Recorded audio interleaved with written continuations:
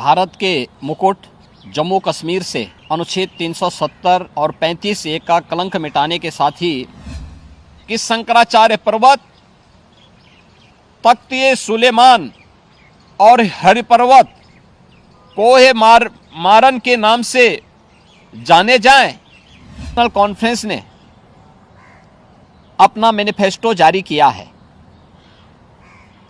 इसमें अनेक ऐसे बिंदु हैं जो भारत की एकता, भारत की अखंडता और राष्ट्रीय सुरक्षा के प्रति पूरे देश को आशंकित करती है। कांग्रेस और नेशनल कॉन्फ्रेंस का यह गठबंधन राष्ट्रीय सुरक्षा को लेकर के अनेक बड़े सवाल खड़ा करता है कि क्या कांग्रेस नेशनल कॉन्फ्रेंस के जम्मू कश्मीर में फिर से अलग झंडे की घोषणा का समर्थन करती है। भारत के मुकुट जम्मू कश्मीर से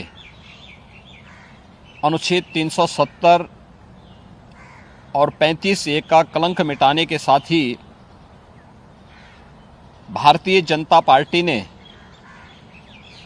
जम्मू कश्मीर में विधानसभा चुनाव के प्रति अपनी प्रतिबद्धता प्रकट की थी और अब जम्मू कश्मीर में विधानसभा चुनाव की तिथियां घोषित हो चुकी हैं। यह चुनाव न केवल जम्मू कश्मीर के लोगों बल्कि लोकतंत्र में आस्था रखने वाले हर भारतीय के लिए अत्यंत महत्वपूर्ण है। दुनिया भर की निगाह आज इस ओर लगी हुई है। ऐसे महत्वपूर्ण चुनाव में इंडी गठबंधन की जो नेतृत्व कर रही है कांग्रेस ने Abdullah and sons family private limited की नेशनल कॉन्फ्रेंस के साथ गठबंधन करके फिर से अपने राष्ट्र विरोधी मंसूबों को देश के सामने रख दिया है। हाल ही में नेशनल कॉन्फ्रेंस ने अपना मैनिफेस्टो जारी किया है। इसमें अनेक ऐसे बिंदु हैं जो भारत की एकता, भारत की अखंडता और राष्ट्रीय सुरक्षा के प्रति पूरे देश को आशंकित करती है। कांग्रेस और नेशनल कॉन्फ्रेंस का यह गठबंधन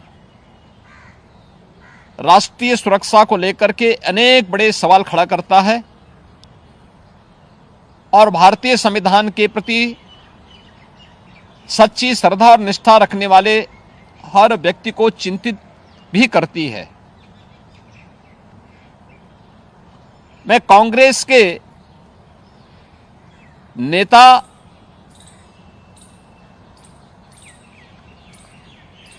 श्री राहुल गांधी से पूछना चाहता हूं कि क्या कांग्रेस नेशनल कॉन्फ्रेंस के जम्मू कश्मीर में फिर से अलग झंडे की घोषणा का समर्थन करती है? क्या राहुल गांधी और कांग्रेस पार्टी धारा 370 और आर्टिकल 35(a) को वापस लाकर जम्मू कश्मीर को फिर से अशांति और आतंकवाद के युग में धकेलने के जम्मू कश्मीर नेशनल कॉन्फ्रेंस के घोषणा का समर्थन करती है? क्या कांग्रेस जम्मू कश्मीर के युवाओं के बदले पाकिस्तान के साथ वार्ता करके फिर से अलगाववादी ताकतों का समर्थन करती है? क्या कांग्रेस पार्टी और राहुल गांधी पाकिस्तान के साथ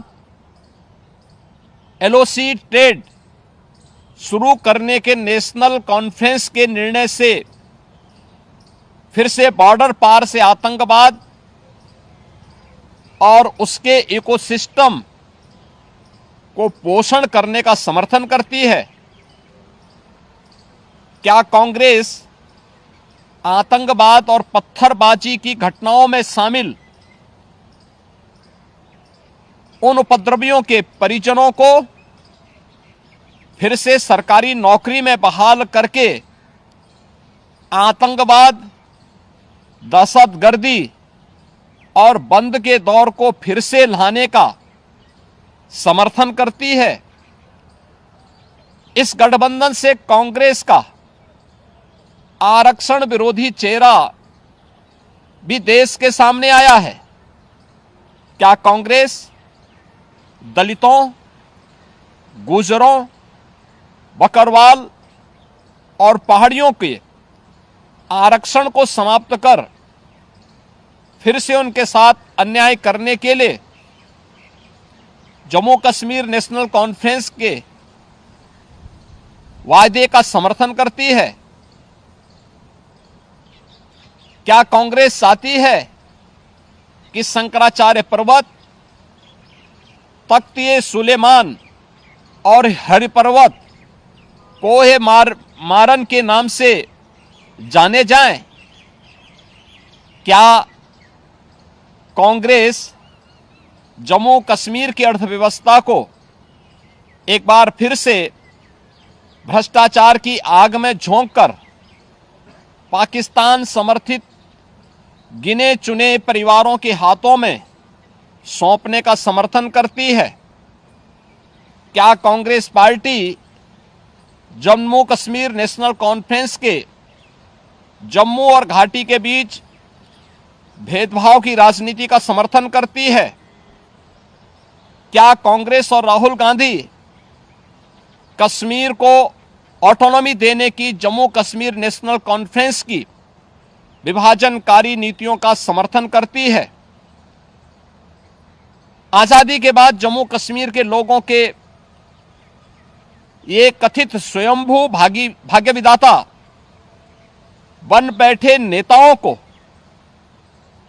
गुमराह कर नौजवानों को अलगाववादी साजिश का मोहरा जिन लोगों ने बनाया था, उनके हाथों में पत्थर और AK-47 इन लोगों ने पकड़ाई थी। आज आदरणीय प्रधानमंत्री जी के नेतृत्व में जब जम्मू कश्मीर के नौजवानों के हाथों में फिर से टैबलेट और उन्हें स्किल डेवलपमेंट के साथ जोड़ करके उन्हें रोजगार उपलब्ध कराया जा रहा है, नौजवानों को गुमराह करने वालों के लिए अब जम्मू कश्मीर में कोई जगह नहीं है, ये सब जानते हुए जो सपना सरदेव अटल जी ने देखा था जम्मू कश्मीर के लिए, इंसानियत, जमहूरियत और कश्मीरियत का, उन मूल्यों और उन सिद्धांतों के आज निकले प्रधानमंत्री मोदी जी ने उन सपनों को साकार करके दिखाया है। जम्मू कश्मीर को जागीर समझने वाले पाकिस्तान परस्त ठेकेदार और वहां की कथित लीडरशिप ने कभी सोचा नहीं कि नफरत की फसल काटने वाली उनकी सियासी जमीन सदा के लिए अब बंजर हो चुकी है। कोई ऐसी सरकार भी आएगी जो अनुच्छेद 370 को समाप्त करेगी, यह इन लोगों को आज हजम नहीं हो रहा है। अनुच्छेद 370 की समाप्ति के बाद जम्मू कश्मीर की आबो हवा बदल चुकी है, मुद्दे बदल चुके हैं। आतंकवाद और अलगाववाद का मुद्दा चुनाव की धारा में सदा के लिए विलीन हो चुका है। अब वहां विकास, रोजगार और पहचान की बात हो रही है, तो स्वाभाविक रूप से वोट के इन सौदागरों को कैसे अच्छा लग सकता है। और कांग्रेस का यह दुरभिसंधि कांग्रेस से इन प्रश्नों को पूछने के लिए हमें मजबूर करता है। और इसीलिए मैं कांग्रेस के नेता से राहुल गांधी से पूछना चाहूंगा कि वह देश के सामने इन प्रश्नों का जवाब दें